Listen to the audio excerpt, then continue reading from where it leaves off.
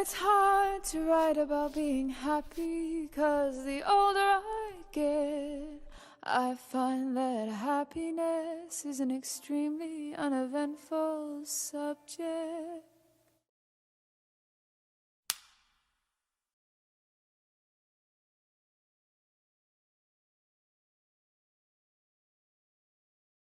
Magnus Johnson, Magnus Johnson.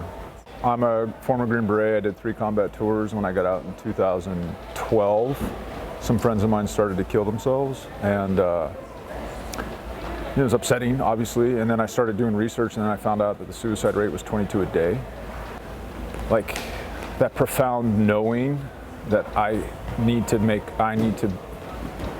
be involved in making that not what it is. I don't want to be a bystander in something this horrible, and I couldn't unlearn what I had learned.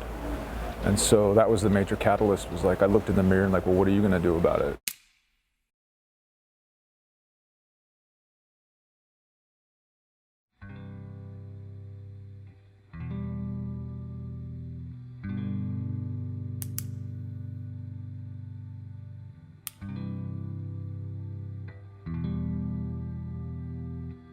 So here, we've got 5 veterans, all different experiences, and we're sharing those experiences for the next couple days so that people that experience this can take what they learn in these 2 days rock climbing, like something as simple as breath and tension, and like apply that to traffic, an argument at home, conflict at work.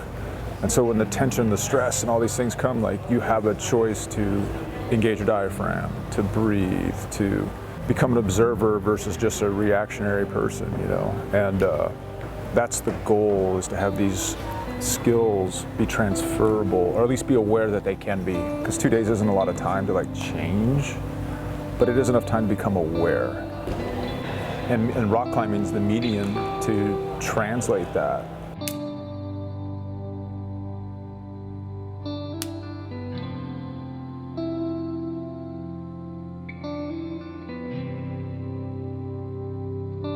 It seems to be,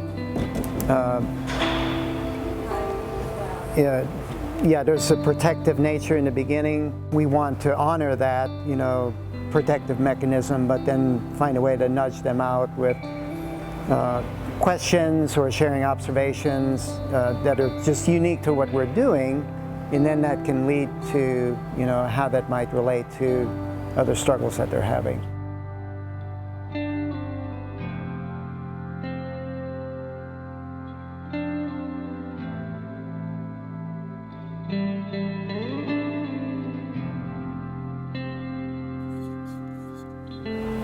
We have a saying in the Warrior's Way that you know something when you experience it, not before. If we don't experience the gravity of a situation, then we can't really dig into it ourselves and help our own selves, but then also be able to understand what other people are struggling with too.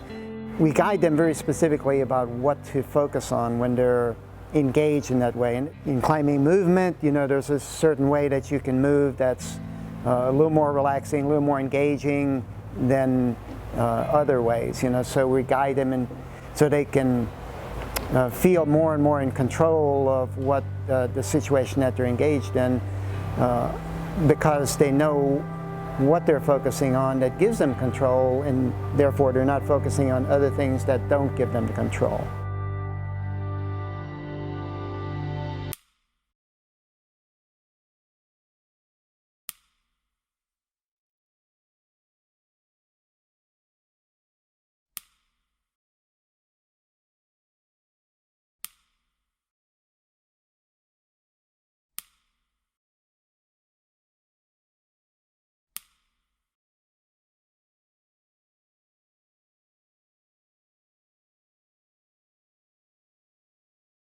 There's already a VA, there's already, there's already hospitals and doctors, psychiatrists and stuff, but the suicide rate is still really high.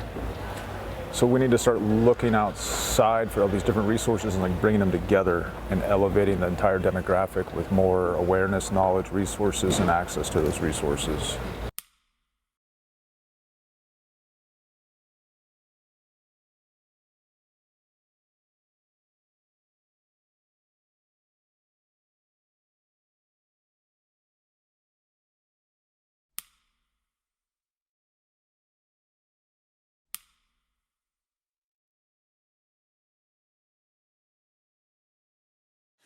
But I must confess,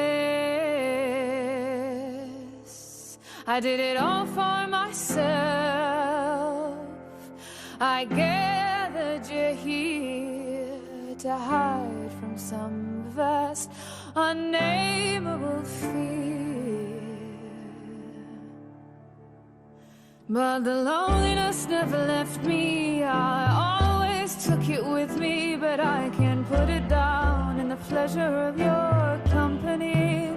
Oh darling, things seem so unstable, but for a moment we were able to be still.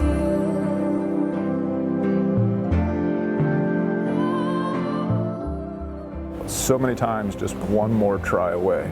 Give it one more shot, like, you know, you can make it.